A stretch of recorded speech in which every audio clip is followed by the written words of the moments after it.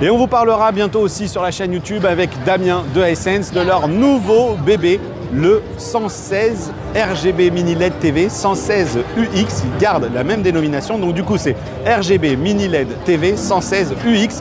Et attention, regardez un petit peu ces angles de vision, cette puissance qui est quand même assez remarquable. Alors, au moment où j'enregistre cette vidéo en tout cas, Hisense n'est pas autorisé à communiquer la moindre valeur de luminosité, etc.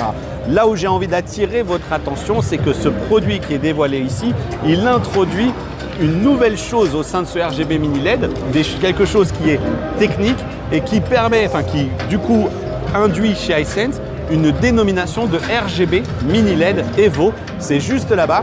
Et qu'est-ce qui se passe? Eh bien, en fait, ils ont intégré à leur système de rétroéclairage, qui était initialement rouge, vert et bleu, une quatrième couleur, une couleur cyan, qui va permettre à Hisense d'abaisser notamment ce niveau d'intensité du bleu pur, du bleu de la conception RGB, et hop, il rajoute ce cyan, ce qui va amoindrir également le phénomène de bleu perceptible dans l'image qui peut être mauvais pour les yeux. C'est en tout cas ce qui est indiqué ici, et surtout ça va leur permettre aussi de mieux travailler les détails dans certains contenus qui sont parfois un peu durs à reproduire quand on a autant de luminosité, à savoir les détails dans le ciel, etc. Ça, c'est en tout cas la promesse du constructeur, mais attention, c'est sur cette technologie RGB Mini LED Evo qui n'arrivera qu'en fin d'année, a priori c'est ce qu'on m'a dit, sur ce 116 pouces. En revanche, la technologie RGB Mini LED, comme on l'a découvert à l'IFA également avec le 116, eh bien elle va débarquer bel et bien dans d'autres tailles dans les prochaines semaines, mois,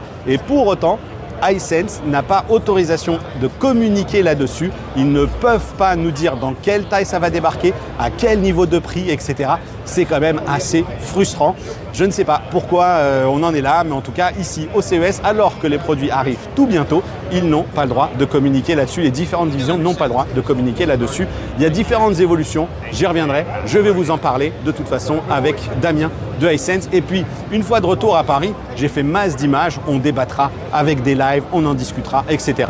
Et du côté du micro LED RGB, eh bien, je vous invite tout de suite dans un autre short, parce que 2 minutes 25, il faut en faire un autre. Allez, on retourne ici. Hop, regardez, c'est sympa, ça envoie, mais en même temps, moi j'aurais bien voulu voir les RGB Mini LED plus classiques, ceux que l'on est supposé pouvoir s'acheter avec, chez le constructeur, avec une promesse d'une qualité d'image qui elle aussi devrait être très bonne. Donc voilà, donc c'est ce qui est expliqué ici, ce que j'avais commencé à vous dire, c'est comment on va gérer ces teintes qui sont quand même assez difficiles à gérer. Et puis du coup, ça induit, voilà, c'est le petit truc que ça induit, putain, j'ai plus que 5 secondes, ça induit juste un léger petit pop. Ici, regardez, le bleu, on rajoute du cyan, ça tire un petit peu.